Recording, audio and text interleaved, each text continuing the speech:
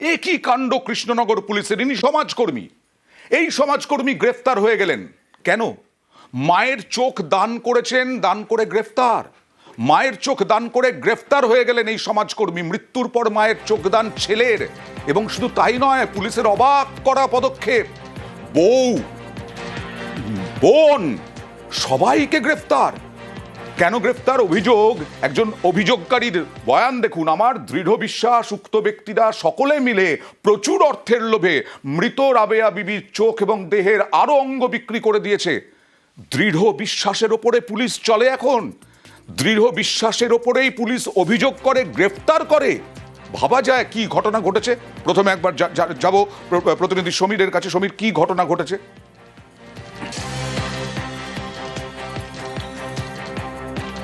দেখো অয়নদা, কৃষ্ণনগরের সেনপুর শ্যামনগর পাড়ার বাসিন্দা রাবিয়া বিবি গতকাল সকালে 11 নাগাদ তার মৃত্যু হয় এবং মৃত্যুর পরেই তার পরিবারের লোকজন তার দেহের যে কর্নিয়া সেটা মরণোত্তর তিনি দান করেছিলেন বলে জানা যাচ্ছে পরিবারের পক্ষ থেকে। এবং সেই কর্নিয়া কিন্তু নিয়ে যায় একটি স্বেচ্ছাসেবী সংগঠনের লোকজন। এবং এই বিষয়টি জানাজানি হতেই এলাকার লোকজন ওই বাড়িতে গিয়ে বিক্ষোভ দেখাতে থাকে। তাদের যেটা দাবি করেন যে মৃতের অসম্মতিতেই, অর্থাৎ যিনি মারা গিয়েছেন তার সম্মতি ছাড়াই ওই কর্নিয়া তিনি বিক্রি করেছেন তার ছেলেরা অর্থের বিনিময়ে, এবং কর্নিয়া চুরি করা হয়েছে বলে তারা দাবি করেন। এবং শুধু কর্নিয়া নয়, দের অন্যান্য অঙ্গ প্রত্যঙ্গ চুরি করা হয়েছে বলে তারা অভিযোগ করে। এবং এই নিয়ে বিক্ষোভ দেখাতে থাকে। খবর পেয়ে পুলিশ সেখানে পৌঁছয় এবং পুলিশ পৌঁছে কিন্তু এই মৃতের পরিবারের আত্মীয় স্বজন বা ছেলে, পুত্রবধূ বা মেয়েদেরকে কিন্তু আটক করে নিয়ে আসে এবং মৃতদেহটি কিন্তু ময়নাতদন্তের জন্য পাঠানো হয়।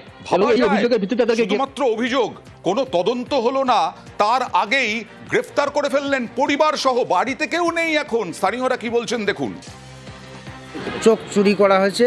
হ্যাঁ, আমার মনে হয় এখানে একটা বড় কোনো একটা চক্রান্ত চলছে। আমরা বারবার জিজ্ঞাসা করেছিলাম যে যদি দান করে যায় তার তো কোনো পেপারস হবে, সেই পেপারসটা ওনারা দেখায়নি।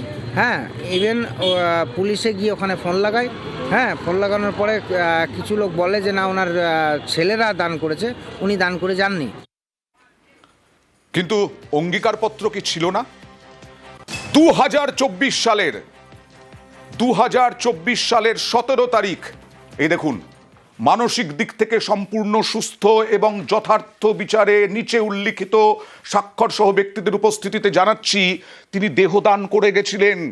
এই মহিলা অর্থাৎ সমাজকর্মীর মা দেহ দান করে গেছিলেন, সঙ্গে চক্ষুদানও হয়। তারপরেও গ্রেফতার। সরাসরি চলে যাব সমীরের কাছে। সমীর, কোথায় চক্ষুদান বা অঙ্গদান করেছিলেন, কোন সংস্থাকে, তারা কি বলছে?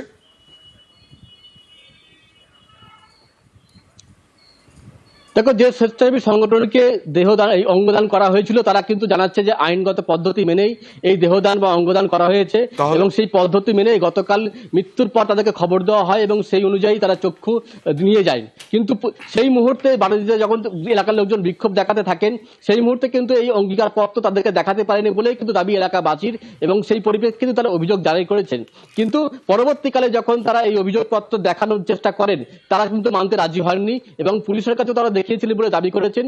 কিন্তু তার আগে পুলিশের কাছে এদের বিরুদ্ধে মামলা দায়ের করা হয়েছিল এবং 3টি ধারায় মামলা দায়ের করার পরে কিন্তু তাদেরকে কোর্টে আজকে পাঠানো হয়েছে এবং কিছুক্ষণের মধ্যেই হয়তো মামলা শুনানির ফলাফল আমরা জানতে পারবো। তবে এই যে ঘটনাটা কিন্তু ইতিমধ্যে চালু চলছে এলাকায়, কেন যার অঙ্গীকারপত্র আমরা দেখাচ্ছি, অঙ্গীকারপত্র দেখলোই না পুলিশ, তার আগেই গ্রেফতার করে ফেললো পরিবার সহ। ছেলে কি বলছেন দেখুন, অর্থাৎ সমাজকর্মী। 5-7 জন লোকজন, তারা কার এক কথা হচ্ছে কিচ্ছু না, ভালো কাজ করেছে একটা। হ্যাঁ, এটা হচ্ছে হিংসা প্রতিপরায়ণ যেটা বলা হয়। অঙ্গদান করা হয়েছে, তারপরেও গ্রেফতার হয় কি করে? আরো একবার চলে যাব, পুলিশ কি বলছে। পুলিশের আর বলার কি থাকতে পারে সমীর? এ তো পরিষ্কার পুলিশের, মানে এখানে এই সংগঠন যারা গণদর্পণ তাদের পক্ষ থেকে বলা হচ্ছে পুলিশের অশিক্ষা।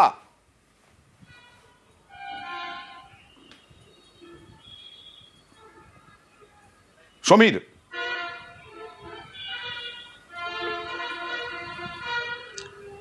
দেখো, যে মুহূর্তে কাল ঘটনাটি ঘটে ঠিক সেই সময় কিন্তু এলাকার লোকজন তার বাড়িতে বিক্ষোভ দেখাচ্ছিলেন, ফলে জনরোষের শিকার হতে পারতেন এই পরিবারের সদস্যরা।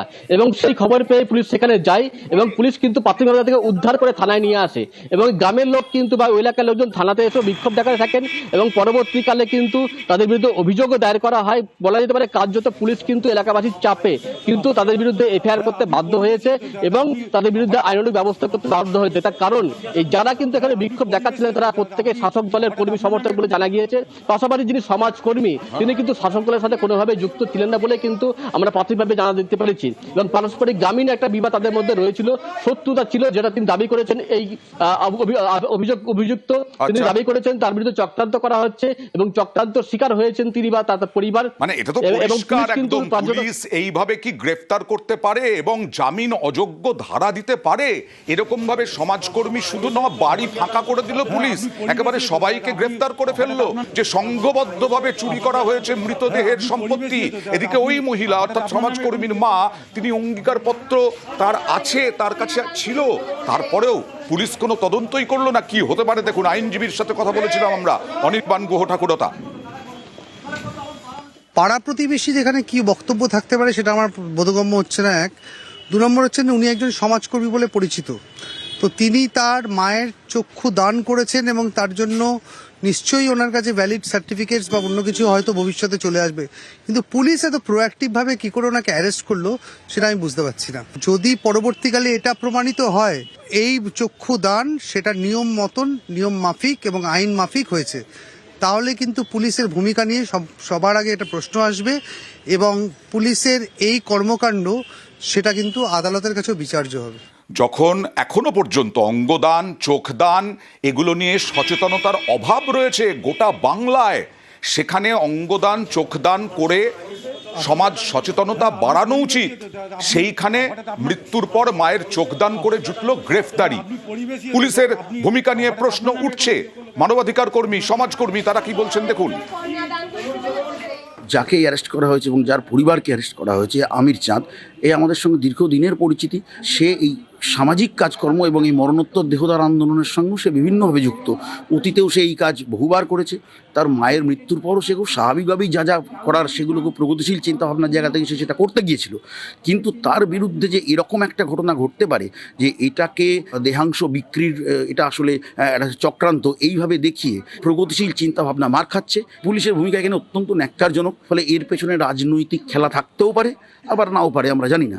আমরা এর বিরুদ্ধে যতদূর সম্ভব লড়াইটা আমরা তার পাশে থাকবো। খুবই ভয়ঙ্কর ঘটনা এবং আশ্চর্যজনক ঘটনা।